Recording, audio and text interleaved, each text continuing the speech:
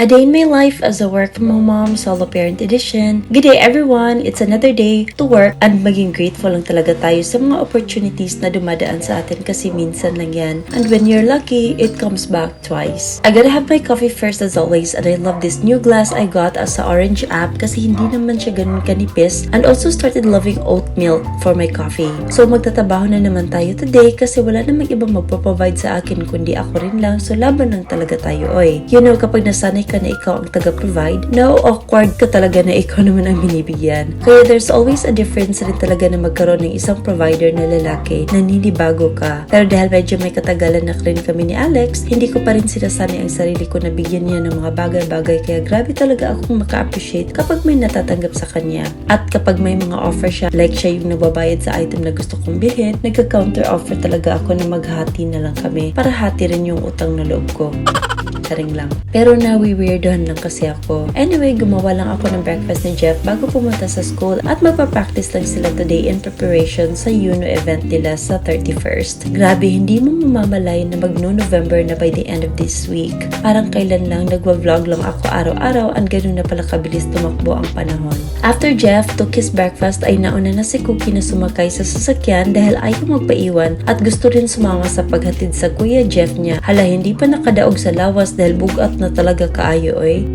Bakit daw makinis ang fur ni Cookie? I think it's more of genetic kasi usually ang mga Rottweilers smooth talaga ang mga fur nila at si Cookie half Rottie, half Aspin man yan but yung soap na ginagamit niya ay Biopet lang kapag naliligo siya. I picked up Jeff after my morning nap at nagluto na kami ng lunch namin at inuna kong gawin ang bruschetta because this is one of the appetizers talaga na gusto ko lately. Nasasarapan talaga ako, ewan ko na lang talaga. Sliced baguette, basil at tomato ang main ingredients nito at nilalagyan ko rin ng cream cheese at mga seasoning. So mayroon itong olive oil, parmesan cheese, balsamic vinegar, salt and pepper and that's just it. Nagluto rin ako ng buldak noodles as requested by Jeff at chicken nuggets na i-pair dito. Most of the time kapag lunch talaga namin hindi ako ganado magluto at gusto ko yung mga madali lang lutuin and there you have it. I just spread cream cheese sa bruschetta and added the seasoned tomatoes and our lunch is ready. Natotolerate talaga ni Jeff ang anghang ng buldak at nasasarapan talaga siya nito pero as much as possible, nililimit ko talaga ang kain namin ng ganito. We had a great lunch and after, naglinis na ako ng konti sa bahay. Ito rin ang advantage kapag maliit ang bahay at walang masyadong gamit dahil madali ka lang matapos maglinis. Kapag kasi makeup ang pag-uusapan, I practice under consumption and I just have 1 shade of foundation at 2 to 3 shades of lipstick at okay na ako. Nang matapos ako maglinis sa taas, naabutan ko si Jeff na nakatulog sa sala kaya nag-relax na lang ako doon at tinabihan siya habang kumakain ng snacks ko. Cookie is also beside me and we had a relaxing afternoon. Natapos ang hapon at oras na naman to make dinner and gagawa ako ng chicken Normandy and used a beer dito but mag-e-evaporate lang rin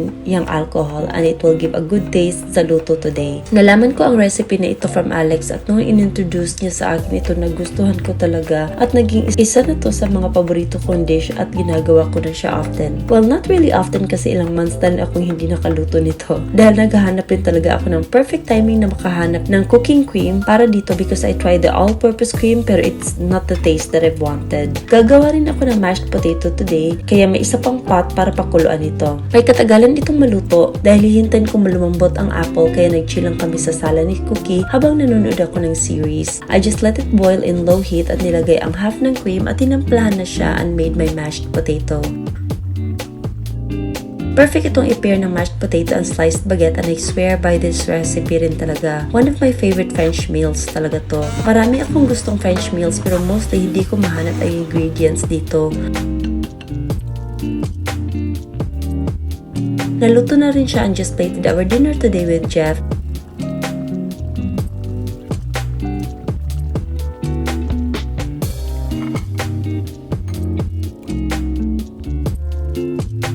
Hindi ako nag-rice sa araw na to. And here's our meal for today. Ayaw na rin ni Jeff mag-rice at nagustuhan lang niya na bread lang rin ang ipares nitong meal na ito at mashed potato. Then nabusog rin kami and one of the best dinners we had.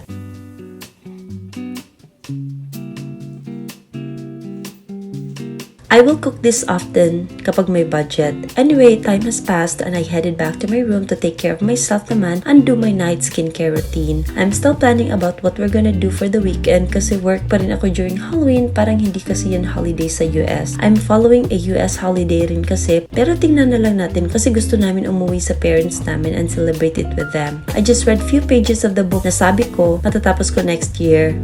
And that's all for today. Thank you so much for watching. Bye!